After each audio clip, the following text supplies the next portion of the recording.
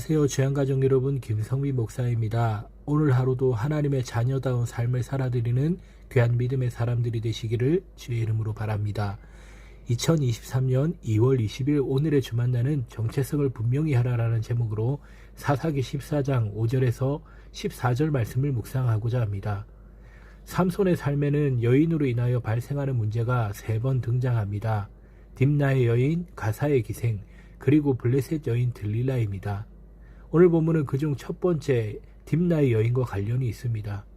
물론 4절 말씀을 보면 삼손이 블레셋을 치기 위하여 여호와께로부터 지혜를 받아 계획한 것이라고 생각할 수도 있겠지만 그 과정을 보면 결코 나실인다운 모습은 아니었습니다. 나실인은 어쩌면 오늘을 살아가는 우리 그리스도인으로서의 개념을 생각해 볼 수 있습니다. 오늘 본문을 통해 세상을 살아가는 그리스도인으로서 과연 어떤 모습으로 어떻게 살아가야 하는지 생각해보는 시간을 가지길 바랍니다. 첫째로 그리스도인으로서 정체성이 분명해야 합니다. 삼손이 블레셋을 치기 위해서 블레셋 여인과 결혼하는 듯한 모습을 보였다는 것까지 훌륭한 계책이 될 수 있습니다. 그러나 그 과정에 있어서는 나실인다운 모습을 전혀 찾아볼 수가 없습니다.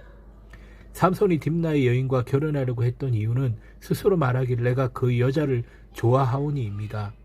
사사기 17장 6절에서 말하고 있는 자기 소견에 옳은 대로 행했던 이스라엘 백성의 모습과 같습니다.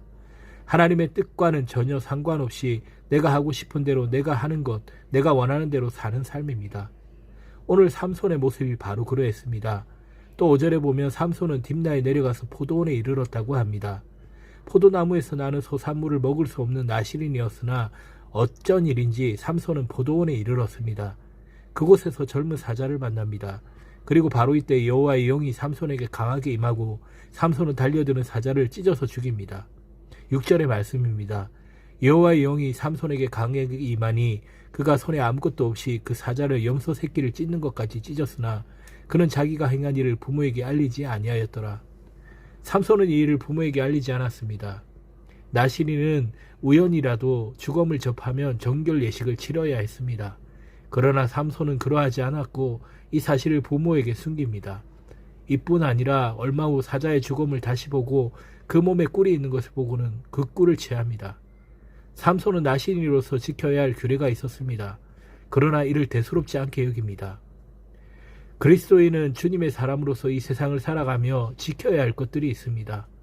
내가 그리스도인이라는 정체성을 기억할 때 반드시 해야 할 일들이 있을 것입니다. 그리고 그 정체성을 기억한다면 세상 누가 보더라도 저 사람은 그리스도인이구나 라고 느낄 수 있을 것입니다.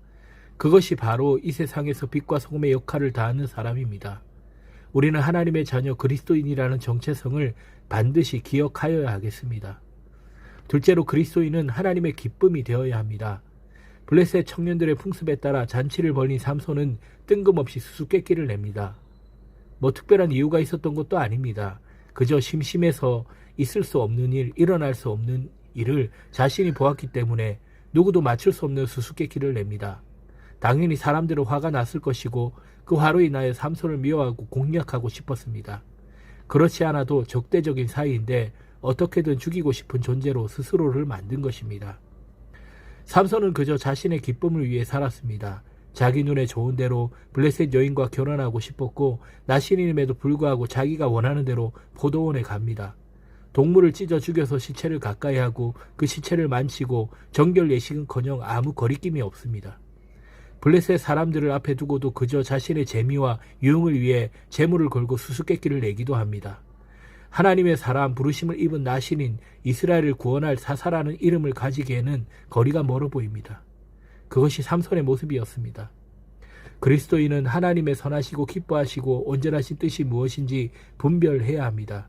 그래서 어떻게 하나님의 기쁨이 될 수 있을지 늘 고민하며 살아갑니다. 우리는 과연 무엇으로 하나님의 기쁨이 될 수 있을까요? 어떻게 하나님의 마음을 시원하게 해드릴 수 있을까요? 우리가 주님의 사람답게 살아가는 그것이 하나님 보기에도 흐뭇한 모습일 것입니다. 그렇게 주님의 사람으로 하나님의 기쁨이 되는 삶을 살아갈 수 있기를 바랍니다. 본문의 삼손의 모습을 보면 아쉬움이 참 많습니다. 그러나 우리 역시 하나님 앞에 너무도 부끄러운 죄인입니다. 곰곰이 생각해보면 결코 삼손보다 낫다고 하기 어려운 것이 우리의 모습입니다. 하나님께서는 그럼에도 불구하고 삼손을 통해 일하셨습니다. 그때마다 여호와의 영이 삼손에게 강하게 임하셨고, 비록 삼손이 나시린의 규례를 잊은 그 순간에도 하나님께서는 당신의 계획을 이루어 가셨습니다. 그분이 바로 우리 하나님이십니다. 그분과 동행하는 우리는 그리스도인이라는 정체성을 분명히 기억해야 할 것입니다. 때로는 넘어질지라도 다시금 일어설 수 있어야 합니다. 이 세상을 살아가는 그리스도인이라는 정체성을 잊지 않고 세상의 빛과 소금의 역할을 감당하는 삶을 살아야 하겠습니다. 그런 우리의 모습을 통해 하나님의 기쁨이 되는 것은 물론이요, 세상이 우리를 보면서 그리스도의 향기를 느낄 수 있도록 향기 나는 삶을 살아가기를 주의 이름으로 바랍니다.